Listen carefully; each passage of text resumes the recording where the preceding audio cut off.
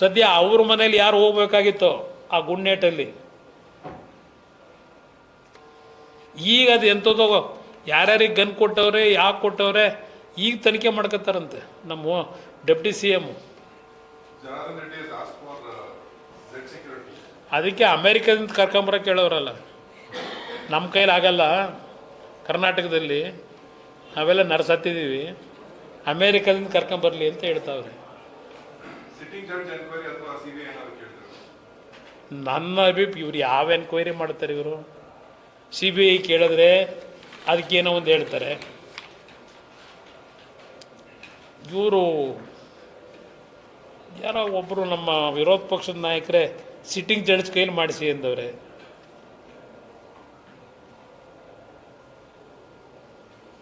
ಅಲ್ಲ ಇದೆಲ್ಲ ಬಿಡಿ, ಸತೀಶ್ ರೆಡ್ಡಿದು ಭರತ್ ರೆಡ್ಡಿದು ಕಾಂಟ್ರಾಕ್ಟ್ ಅವೆಲ್ಲ ತನಿಖೆಯಲ್ಲಿ ಅವರೆಲ್ಲ ಹೊರಗಡೆ ಇಡಬೇಕಲ್ಲ, ಅವ್ರ ರೈಟ್ ಹ್ಯಾಂಡೇ ಅವರು.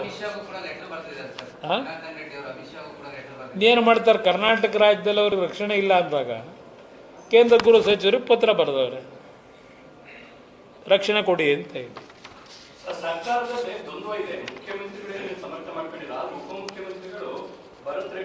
ಓಪನ್ ಆಗಿ ಹೇಳೋರಲ್ಲ ನನ್ನ ಬೆಂಬಲ ಇದೆ ಅಂತ. ಯಾಕೆಂದ್ರೆ ಒಬ್ಬ MLA ಸಿಗ್ತಾರಲ್ಲ ಸಪೋರ್ಟ್ಗೆ, ಅವರಿಗೆ ಕಾಂಗ್ರೆಸ್ ಕಾರ್ಯಕರ್ತ ಸತ್ತಿರೋದು ಯೋಚನೆ ಇಲ್ಲ ಇವ್ರ ಗುಂಡೇಟಲ್ಲಿ. ಅವ್ರಿಗೊಬ್ಬ MLA ಬೇಕು ಓಟ್ ಹಾಕ್ಸ್ಕೊಳ್ಳೋದಕ್ಕೆ, ನೆಕ್ಸ್ಟ್ ಮುಖ್ಯಮಂತ್ರಿ ಆಗಬೇಕಲ್ಲ, ಅದಕ್ಕೆ ಭರತ್ ರೆಡ್ಡಿ ಬೆಂಬಲ ಅವರು. ನಡೀತಾ ಇರೋದು ಇದೆ ಇಲ್ಲಿ.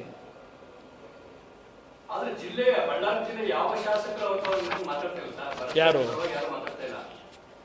ನೀವೇ ಇವತ್ತು ಪತ್ರಿಕೆಯಲ್ಲಿ ಬರ್ತಿದ್ದೀರಲ್ಲ, ಭರತ್ ರೆಡ್ಡಿ ಮನೆ ಮುಂದೆ ಖಾಲಿ, ಜನಾರ್ದನ್ ರೆಡ್ಡಿ ಮನೆ ಮುಂದೆ ಜನಜಂಗುಳಿ ಅಂತ ಬರ್ತಿದ್ದೀರಿ. ಪೊಲೀಸ್ ಸ್ಟೇಟ್ಮೆಂಟ್ ಕೊಡೋಕ್ಕಿಂತ ಮುಂಚೆ ತೊರಂಗಲ್ ಏರ್ಪೋರ್ಟ್ ಅಲ್ಲಿ ಡಿಸ್ಟ್ರಿಕ್ಟ್ ಇನ್ಚಾರ್ಜ್ ಮಿನಿಸ್ಟರ್ CM ಮತ್ತೆ ಭರತ್ ರೆಡ್ಡಿ ಮೀಟಿಂಗ್ ಮಾಡ್ತಾರೆ.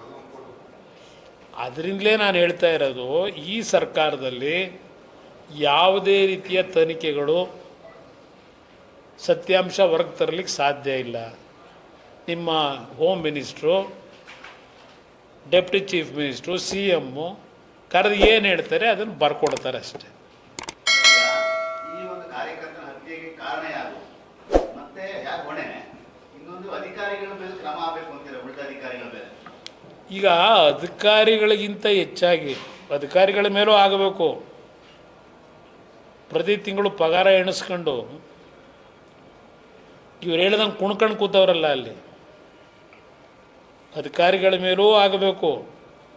ಯಾರು ಇದಕ್ಕೆ ಮೂಲ ಕಾರಣಕರ್ತರಿದ್ದಾರೆ, ಜನಪ್ರತಿನಿಧಿರೇ ಯಾರೇ ಇರಲಿ, ಪ್ರಥಮವಾಗಿ ಆಗಬೇಕಾಗಿರೋದು ಅವರುಗಳ ಮೇಲೆ